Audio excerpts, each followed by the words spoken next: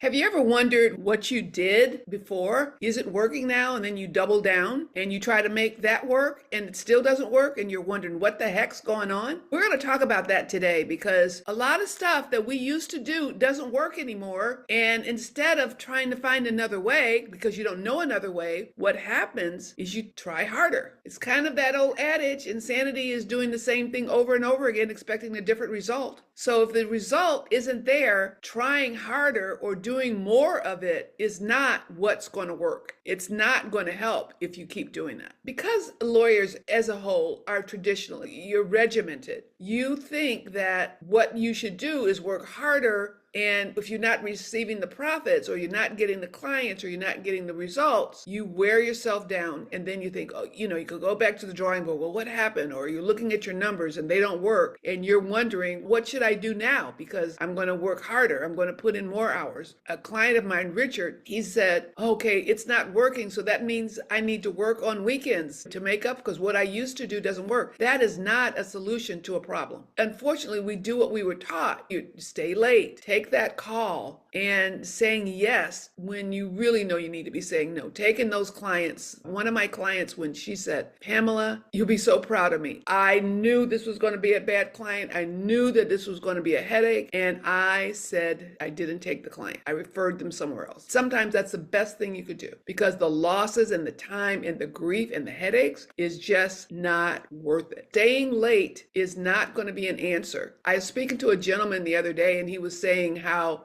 because of his work, and he and his wife divorced when his kids were small, his kids really never knew him and he traveled a lot. And now his kids are in his 30s and he says, they won't come visit me. How do you repair that? How do you repair when you put your work above your children and they see it and they remember it? And then when they get older, you have no influence in their life. They won't listen to you. They won't talk to you. When they go to college, then they go away to college and you have no relationship with them. That is not a fun thing. I can tell you from personal experience as a boomer, boomers were work, provide, put the roof over the head, the food on the table, and that is the part of being a good parent. No, it's not. And I'm so pleased when I see the Gen X people and I see the Gen Z are prioritizing their family. They're prioritizing your marriage. What good is it if you work yourself to the bone and then your marriage is over? Now you have to give up half. You give up half of what you had, or you have these hefty child support payments, all because you believe that your work was more important than you. So,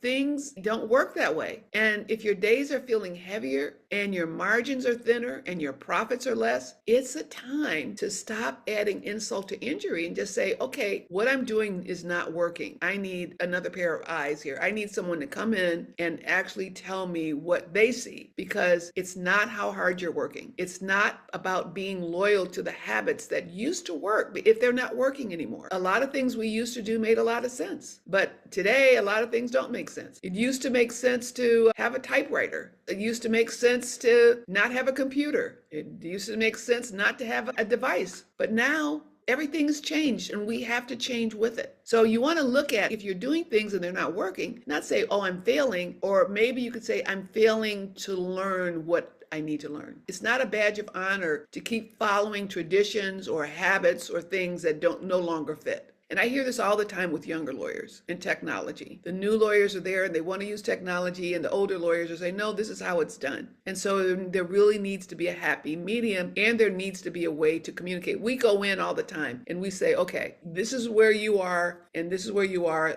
How can we collaborate? I wrote a whole book about this on multigenerational communication. Because if you don't have the multi-generational communication, it turns out not to be pretty. Because number one, the law firms, they keep having the turnover. They're saying no one stays. They don't stay. They don't stay with the firm. And the younger lawyers say, I can't stay here because I can't stand to do things in this old-fashioned way or this way that doesn't make sense. It costs so much to bring on a new lawyer and train them and do all that. Invest in getting someone who's going to come in and help you communicate and find a way to keep your talent. And you both will learn, because the ground has shifted and everything has changed. And you know what? It's changing faster and faster and faster. Years ago, we would learn something and maybe we might use it for 10 years. You know what I mean? Like, how long did they do shorthand? How long did they do typewriters? And once the things changed, and all of a sudden, pagers were gone, landlines were gone, everything was based around the device. Apps today are so sophisticated. And if you don't know, this could make your life so much easier. As a coach, the kind of information, tools, and aids I can give my clients is like night and day with the advance of AI. Why would I not provide that to my clients so that they can get a leg up and learn faster? Lawyers don't want to say this thing to do more of the same thing is not an option for you. You want to breathe again. You don't want to hold on to standards that are suffocating. You want to stop